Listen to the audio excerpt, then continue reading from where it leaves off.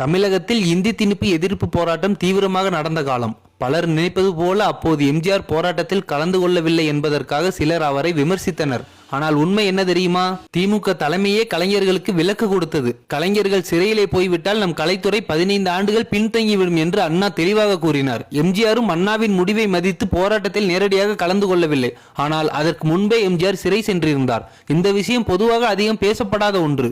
1958 ஜனவரி 5 அப்போது பிரதமர் நேரு சென்னை வருகிறார். திமுக சார்பில் கருப்பு கொடி காட்ட தீர்மானம் எடுக்கப்பட்டது. அதற்கு தேவையான கருப்பு கொடிகள் எம்ஜிஆர் பிக்சர் ஸ்டுடியோவில் தையல் மிஷின்களில் இரவும் பகலும் தயாரித்தனர்.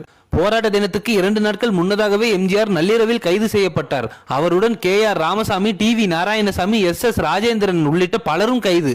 முதலில் சைதாப்பேட்டை காவல் நிலையம், அடுத்த நாள் சென்னை மத்திய சிறை.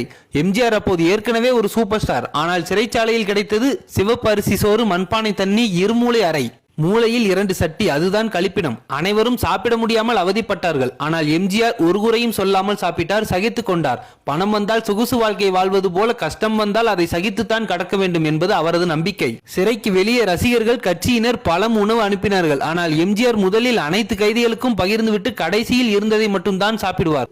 மேலும் எம்ஜிஆருக்கு மட்டும் B வகுப்பு சலுகை கொடுக்க இருந்தார்கள். ஆனால் அவர் சொன்னார், என் சக கைதிகள் அனைவரும் C வகுப்பில் இருந்ததால் நானும் அதே வகுப்பில் தான் இருக்க விரும்புகிறேன். அவரது வார்த்தைக்கு அரசாங்கமும் வளைந்தது. ஆனால் பலர் B வகுப்புக்கு உயர்த்தப்பட்டனர், எம்ஜிஆரை தவிர. எம்ஜிஆர் சிறை சென்றவர் மட்டுமல்ல, சிறையில் கூட தன்னுடன் இருந்தவர்களுக்காக உரிமை குரல் கொடுத்தவர். அவர் ஒரு நடிகர் அல்ல, மனிதம் வாழ்ந்த தலைவர்.